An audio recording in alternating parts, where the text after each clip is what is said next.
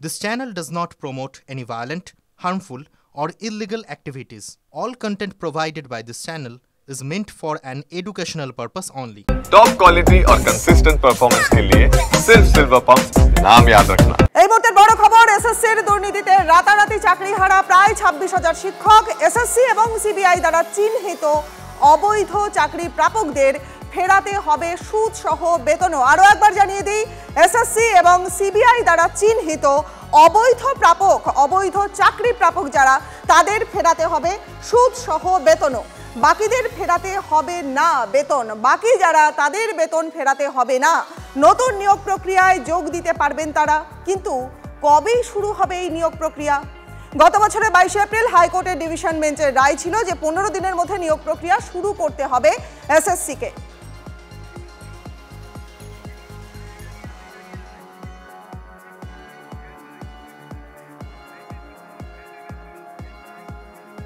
আর আরো একবার ফের আদালতের দ্বারস্থ হতে পারে এসএসসি। দ্রুত নিয়োগ প্রক্রিয়া শুরু করতে চায় এসএসসি। সুপ্রিম কোর্টের নির্দেশ নিয়ে বেশ কিছু দ্বন্দ্ব রয়েছে এসএসসির। কারা নতুন নিয়োগ প্রক্রিয়ায় আবেদন করতে পারবেন জানবো। আমাদের সহকর্মী সুমন মহাপাত্র এই মুহূর্তে রয়েছেন আমাদের সঙ্গে। সুমন, এই নিয়ে যে দ্বন্দ্ব তৈরি হলো এবং সেখান থেকে যে প্রশ্নগুলো উঠে আসছে, কি কি তথ্য পাচ্ছ?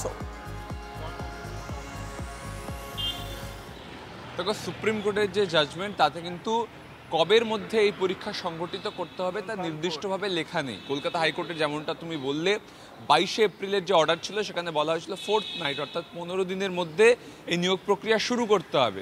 সেক্ষেত্রে এই যে নতুন নিয়োগ প্রক্রিয়া হবে তা কতদিনে শুরু হবে, যেটা আমরা শিক্ষা দপ্তর এবং এসএসসির সূত্রে জানতে পারছি।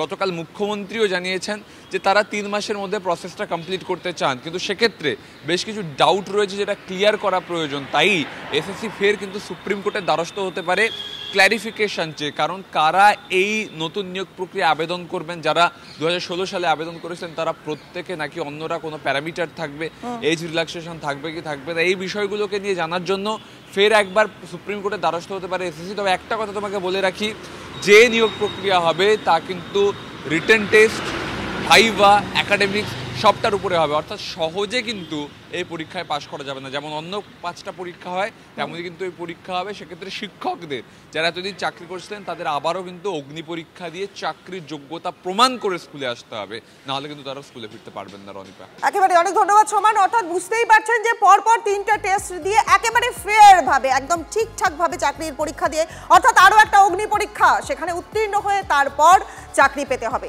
দেখুন, প্রায় 26,000 চাকরি বাতিল মামলায় হাইকোর্টের রায় সেটাকেই বহাল রেখেছে সুপ্রিম কোর্ট। 2024-এর 22 এপ্রিল নিয়োগ দুর্নীতি মামলায় ঠিক কি রায় দিয়েছিল হাইকোর্ট, পরপর বলি একে একে। 2016-র এসএসসির সব নিয়োগ বাতিলের নির্দেশ দিয়েছিল কলকাতা হাইকোর্ট। 15 দিনের মধ্যে নতুন করে নিয়োগ প্রক্রিয়া শুরুর নির্দেশ দেওয়া হয়েছিল। ঠিক সেই সঙ্গে বেআইনিভাবে নিযুক্তদের বেতনের টাকার 12% 12% সুদ সহ 4 সপ্তাহের মধ্যে ফেরানোর নির্দেশ দিয়েছিল আদালত। টাকা ফেরত না দিলে ব্যবস্থা নেওয়ার কথা বলা হয়েছিল সংশ্লিষ্ট জেলা শাসককে।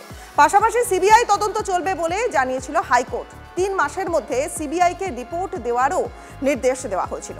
অতিরিক্ত পদ তৈরির পিছনে কারা সেটা তদন্ত করে দেখা, প্রয়োজনে বেআইনি নিযুক্তদের হেফাজতে নেওয়া যাবে বলেও জানিয়েছিল হাইকোর্ট। ঠিক সেই সঙ্গে এসএসসির ওয়েবসাইটে সমস্ত ওয়েমার্কশিট প্রকাশের কথাও কিন্তু বলা হয়েছিল।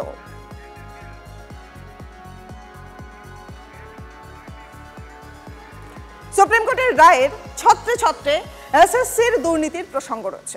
গোটা যে নিয়োগ প্রক্রিয়া, এই নিয়োগ প্রক্রিয়াই কলুষিত, এতটাই কালিমালিপ্ত করা হয়েছে যা সমাধানের ঊর্ধ্বে। বড় আকারের দুর্নীতি এবং কারচুপি করা হয়েছে।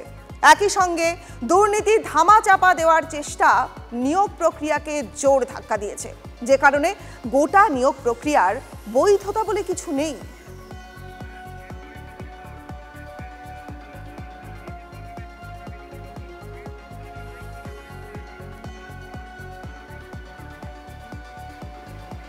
এই মুহূর্তে আমাদের সঙ্গে আইনজীবী ফিরদৌস শামীম তিনি রয়েছেন। দেখুন, নিয়োগে দুর্নীতি জেনেও এসএসসি ধামাচাপা দেওয়ার চেষ্টা করেছে, যে কারণে যোগ্য এবং অযোগ্য আলাদা করা কার্যত অসম্ভব হয়ে পড়েছে। মানে সব জেনেও কি চোখ বন্ধ করেছিল শিক্ষা দপ্তর? একদমই। দেখুন, স্কুল সার্ভিস কমিশন, বোর্ড এবং রাজ্য সরকারকে। বারবার আদালত তাদের অপরচুনিটি দিয়েছে, বলেছে যে তোমরা এফিডেভিট দিয়ে জানাও কতজন বৈধ কতজন অবৈধ চাকরি প্রাপক রয়েছে। এই এসএসসি সুপ্রিম কোর্টের সামনে এফিডেভিট দিয়ে বলেছিল তারা এই ওএমআর শিট গুলো ধ্বংস করার পূর্বে তার স্ক্যান কপি রেখে দিয়েছে।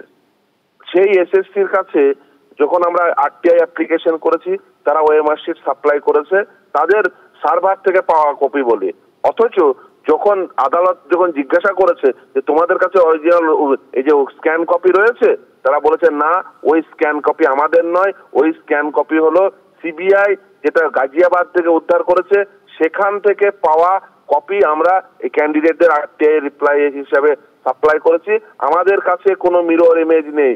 অর্থাৎ এসএসসির কাছে না ফিজিক্যাল কপি রয়েছে না মিরর ইমেজ রয়েছে।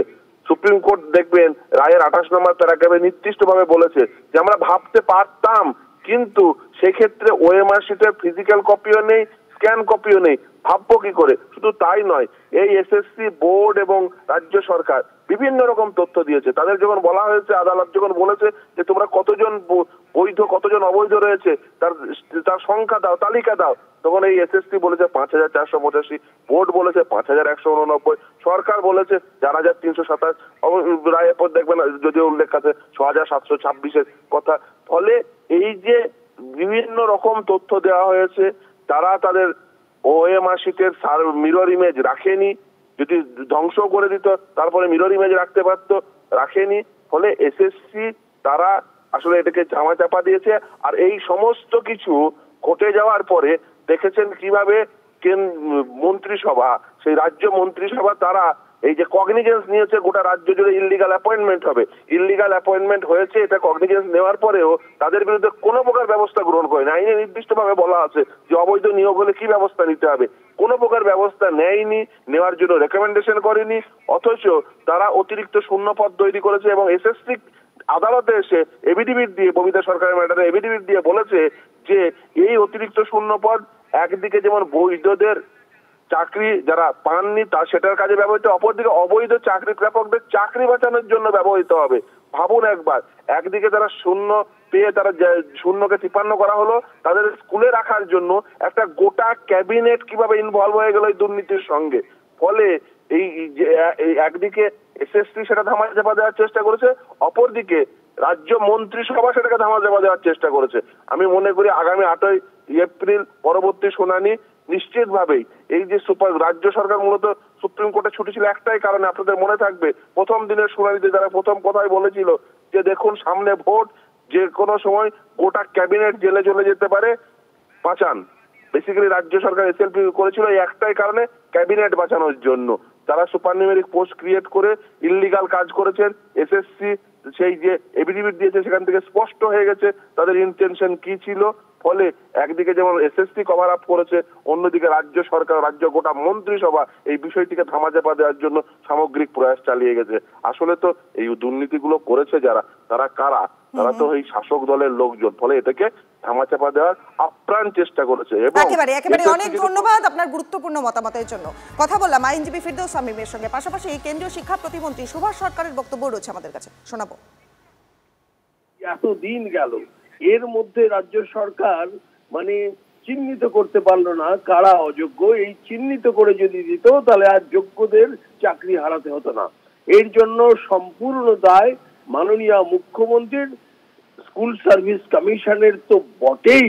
যে কোনো উপায় এখনো যদি যাদেরকে চিহ্নিত করতে পারে তাহলে করুক, করে পুনরায় অ্যাপিল করুক সুপ্রিম কোর্টে যে আমরা এইভাবে চিহ্নিত করলাম, যদি তাদের মধ্যে এতটুকু সদিচ্ছা থাকে।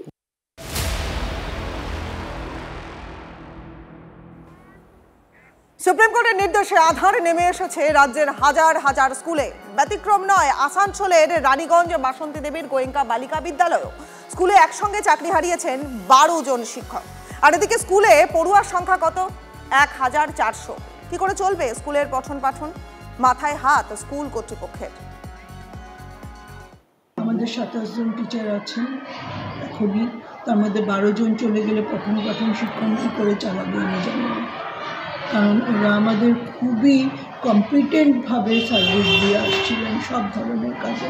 আমরা অত্যন্ত মর্মাহত, জানি না কীভাবে স্কুল চলবে।